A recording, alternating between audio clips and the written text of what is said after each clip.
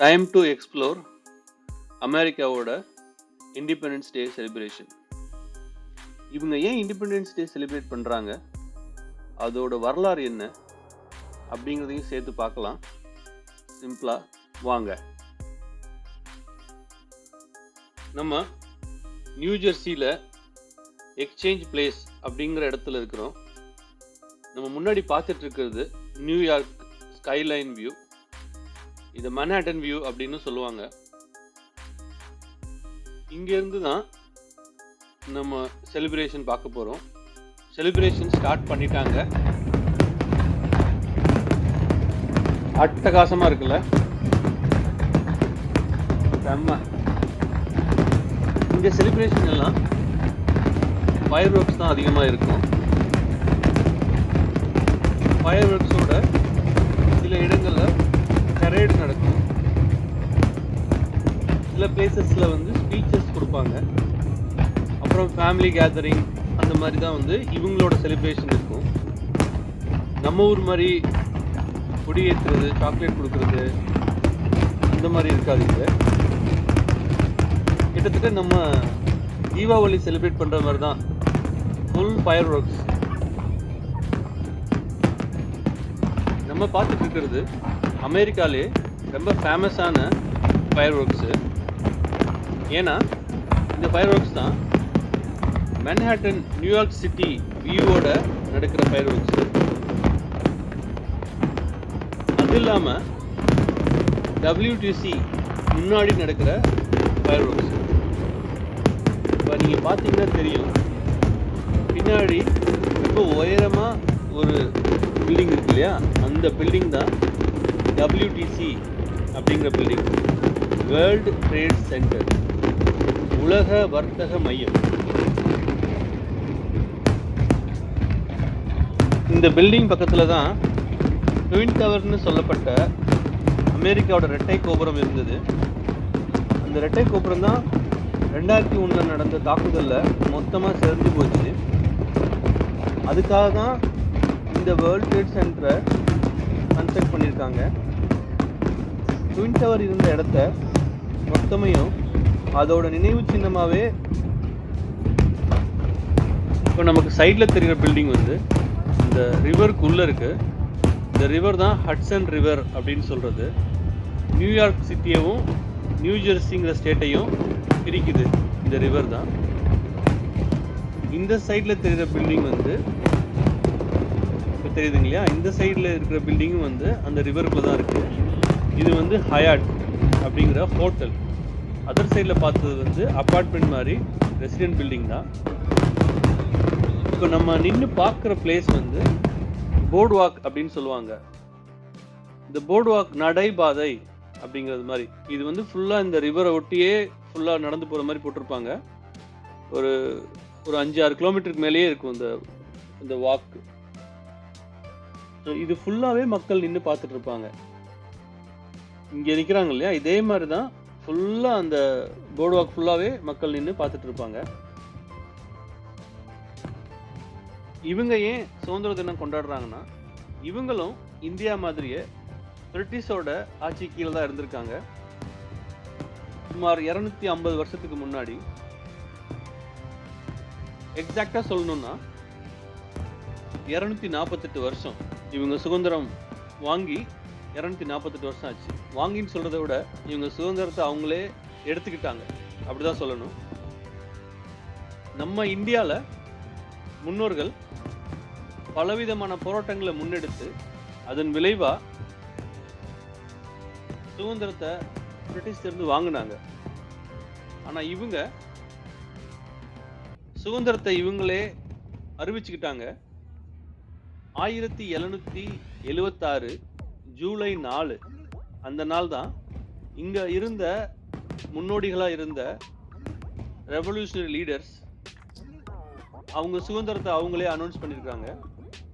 அந்த அனௌன்ஸ் பண்ண நாள் தான் இவங்களோட இந்த சுதந்திர தினம். இவங்களே இவங்க சுதந்திரத்தை அறிவிச்சதுக்கப்புறம் பெரிய போர் நடந்திருக்கு. இங்கே இருந்த சுதந்திர போராட்ட வீரர்களுக்கும் பிரிட்டிஷோட ஆர்மிக்கும் இந்த போர் வந்து கிட்டத்தட்ட 7 வருஷம் நடந்திருக்கு. 1776 இருந்து 1783 வரைக்கும் இந்த போர் நடந்திருக்கு. அதுக்கு மேல பிரிட்டிஷ் ஆர்மியால இவங்களை எதிர்த்து போரிட முடியல, தாக்கு பிடிக்கவும் முடியல. அதனால இவங்களோட உடன்படிக்கை ஏற்படுத்திட்டு இவங்ககிட்டயே இந்த நாட்டை கொடுத்துட்டு அவங்க வெளியே கிளம்பி போயிட்டாங்க. அந்த போரை முன்னின்று நடத்தினவர் ஜார்ஜ் வாஷிங்டன். அவர்தான் அமெரிக்காவோட முதல் ஜனாதிபதி. அவர் பேர்ல தான் இவங்களோட கேபிட்டல் சிட்டியே இருக்கு. அதான் வாஷிங்டன் டிசி அப்படின்னு சொல்லுவாங்க. அங்கதான் இவங்களோட பார்லிமெண்ட் இருக்கு, வெள்ளை மாளிகை இருக்கு, ஒயிட் ஹவுஸ்ன்னு சொல்லுவாங்க இல்லையா, அது இருக்கு. நிறைய கவர்மெண்ட் ரிலேட்டட் பில்டிங்ஸு, முக்கியமான தலைவர்களோட நினைவு சின்னம், மெமோரியல்னு சொல்லுவாங்கல்ல, அது இது எல்லாமே அங்கே தான் இருக்கு. ஜார்ஜ் வாஷிங்டன் 2 முறை இங்கே ஜனாதிபதியாக இருந்திருக்காரு. ஸோ 8 வருஷம் டோட்டலாக. அதுக்கப்புறம் செகண்ட் ஜனாதிபதியாக ஜான் ஆடம்ஸு, அப்புறம் ஃபாலோ பண்ணி ஜெஃபர்சனு, இந்த மாதிரி தொடர்ந்து இவங்க எல்லாமே இங்கே பிரசிடெண்டாக இருந்திருக்காங்க. இப்போது ஜோ பைடன் அவர் தான் பிரசிடெண்டாக இருக்கார். 46வது பிரசிடெண்ட் அவர். கூடிய சீக்கிரமே எலெக்ஷன் வரப்போகுது. நவம்பரில் இங்கே எலெக்ஷன் வரும். ஸோ எலெக்ஷனுக்கு அப்புறம் தான் தெரியும் அடுத்து யார் அதிபராக போகிறாங்க அப்படின்ட்டு. இங்கே டோட்டலாக 50 ஸ்டேட்ஸ் இருக்குது. அந்த 50 ஸ்டேட்ஸ் சேர்ந்தது தான் யுனைடெட் ஸ்டேட்ஸ் ஆஃப் அமெரிக்கா அப்படின்னு சொல்கிறாங்க. அதில் 48 ஸ்டேட்ஸ் வந்து ஒன்னோட ஒன்று கனெக்டடாக இருக்கும். 2 ஸ்டேட்ஸ் மட்டும் கம்ப்ளீட்டாக வேற ஒரு லொக்கேஷனில் இருக்கும். ஆனாலும் அமெரிக்காவோட சேர்ந்ததாக தான் இருக்கும். ஒன்று ஹவாய், அது வந்து பசிபிக் ஓஷனில் இருக்கு, அது ஒரு ஐலாண்டு. இன்னொன்று வந்து அலாஸ்கா அப்படின்னு சொல்லுவாங்க, அது கனடாவுக்கும் மேலே இருக்கு. ஸோ ஃபர்ஸ்ட் அமெரிக்கா இருக்கும், அதுக்கு மேலே கனடா, அதுக்கும் மேலே இருக்கிறது அந்த ஸ்டேட் மட்டும் இருக்கு. ஆனாலும் அது அமெரிக்காவோட சேர்ந்த ஸ்டேட்.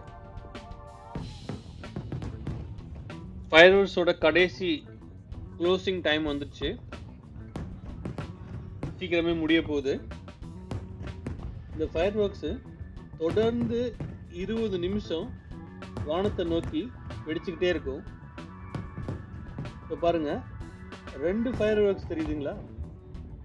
பக்கம் பக்கமாக இருக்கிற மாதிரி தெரியுது, ஆனால் நல்லாவே தள்ளி இருக்கு. நமக்கு வீடியோ அப்படி தெரியுது பார்க்கும்போது.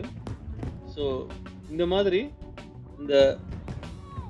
அந்த ஆறு ஃபுல்லாகவே ஃபயர்வொர்க்ஸ் இருக்கும். அது பார்க்குறதுக்கே ரொம்ப கண்கொள்ளா காட்சியாக இருக்குது. ஃபயர்வொர்க்ஸ் ஆல்மோஸ்ட் முடிய போகுது. ஃபைனல் ஷாட்ஸு செம்மையாக இருக்குல்ல? எல்லாரும் க்ரௌடும் ரொம்ப செலிப்ரேட் பண்ணுறாங்க. முடிச்சுட்டு இப்போ ரிட்டர்ன் வீட்டுக்கு கிளம்பிட்டோம். இங்கே எல்லாம் மோஸ்ட்லி ட்ரெயின் எல்லாம் அண்டர் கிரவுண்டில் தான் இருக்கும். ஸோ அதனால் நம்ம மேலேருந்து கீழே போயிட்டுருக்கோம் எஸ்கலேட்டரில். இந்த க்ரௌட் எல்லாமே வந்து ஃபயர்வொர்க்ஸ் பார்த்துட்டு ரிட்டர்ன் போயிட்டுருக்குறாங்க. இவ்வளோ நேரம் ஃபயர்வொர்க்ஸ் பார்த்து என்ஜாய் பண்ணியிருப்பீங்கன்னு நம்புகிறோம். இதே மாதிரி கண்டென்ட் உங்களுக்கு பிடிச்சிருந்தா தொடர்ந்து இணைந்திருங்க. இன்னும் ஒரு நல்ல வீடியோவில் நம்ம மீட் பண்ணலாம்.